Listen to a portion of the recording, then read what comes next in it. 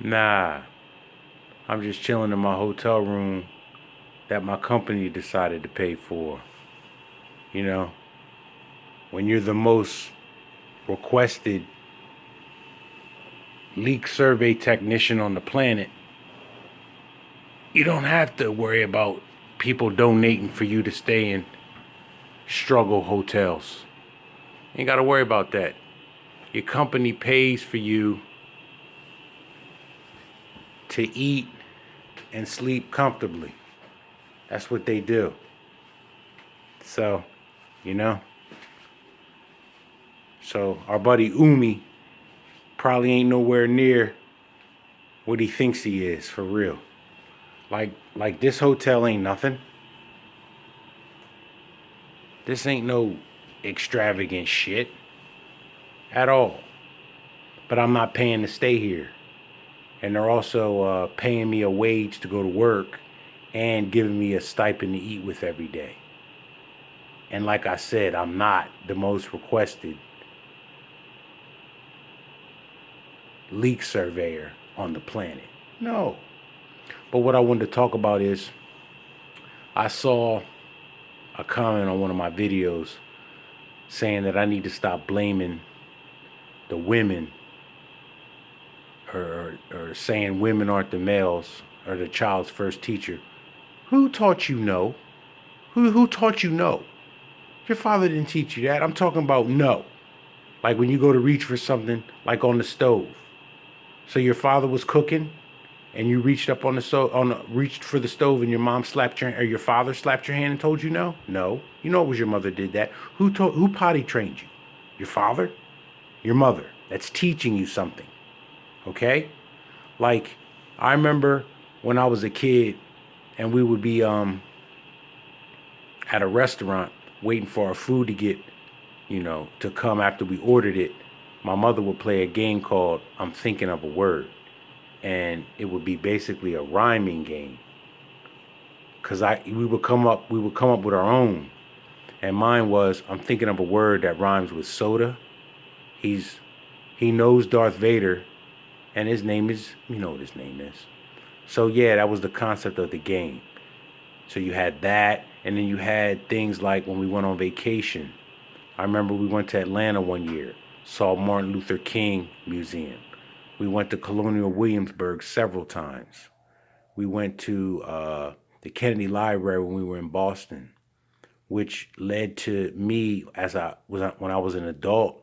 I took a trip to Dallas and saw a Cowboys versus 49ers in '95, the year Cowboys won the Super Bowl that year.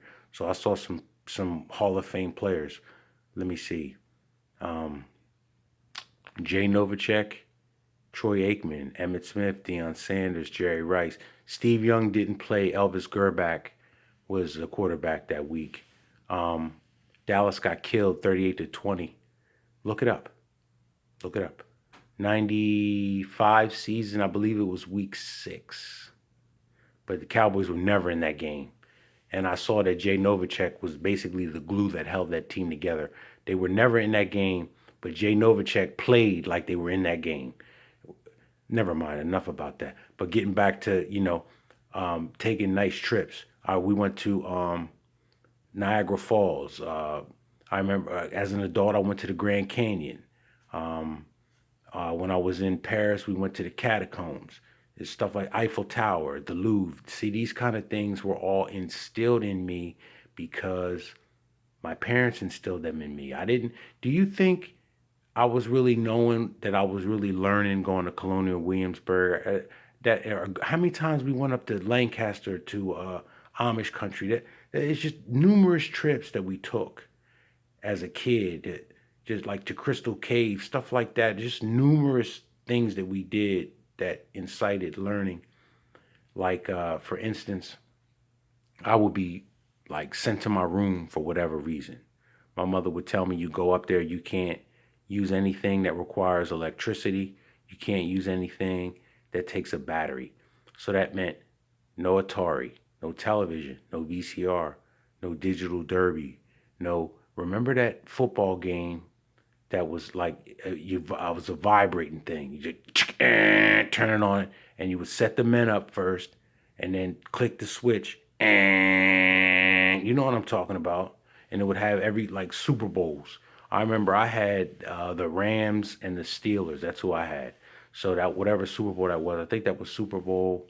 I don't know. I'll take a guess. Maybe Super Bowl 15, something like that. It was less than Super Bowl 20, but it was 1979 Super Bowl that year. So I had that game. Couldn't play that because it required electricity. Like I said, couldn't play Digital Derby because it required batteries. So I would have to go to my World Book encyclopedias and just look them up and just find things that interest me. I remember picking up B. That was the first one I picked up was the letter B.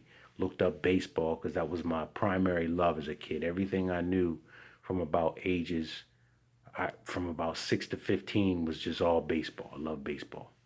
But I looked that up. Then went to boxing. Then it had pictures. I remember that was when I saw Muhammad Ali. Oh yeah, I heard about that guy. I've heard of Muhammad Ali before. So then it just spawned learning is what it did. Like and nowadays you got Wikipedia, which can be updated with a few keystrokes. Now, World Book encyclopedias, they will come out with new ones every year with stuff that would be added in. Like for instance, 1981 was with the set of encyclopedias I had. AIDS wasn't in there in 81, but by 91 it was in there. But if you've got World Book from 81, when they decided to input AIDS as one of the articles under A, you'd get a yearbook that would have the amendments of it. Yeah, I remember I used to always look at the yearbook. That's how I learned what Dr. Seuss's real name is. Would be Theodore Seuss Geisel. That's his real name. And I learned that because I looked at the World Book Encyclopedia yearbook of, I think the year was 1986, and that's the year he died. I would always go to the deaths. So I found out who Count Basie was because he died in like 87. I found out the guy who played the Scarecrow in The Wizard of Oz, he died in 1987. I got a lot of trivial knowledge just from looking at the encyclopedias. Because I was basically sent to my room a lot. So I'm going to look at this stuff in here. The only thing I did that wasn't educational, I used to set up my Star Wars, man, behind the little battle sets that I used to have, Hoth and Dagobah. I used to set them up like a battle scene and flick rubber bands at them like that. So that was without batteries, without electricity that required me to use imagination. But all this stuff that I'm talking about comes from being a have. Going to Friendly's restaurant and waiting for your food to come, playing I'm Thinking of a Word is a result of you being a have. Taking trips to Colonial Williamsburg is a result of you being a have. Having encyclopedias in your house is a result of you being a have. The kids that will be at Mr. Johnson's school will not be haves. They will be have-nots. There'll be more things in life that they didn't get privy to because of their socioeconomic condition.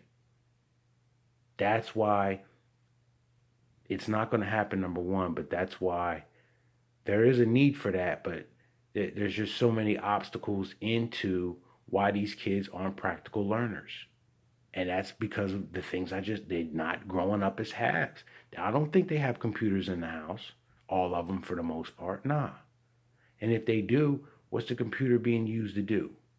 To look up, Cardi B videos online or to look at documentaries on North Korea? Come on, man. You know it is what it is.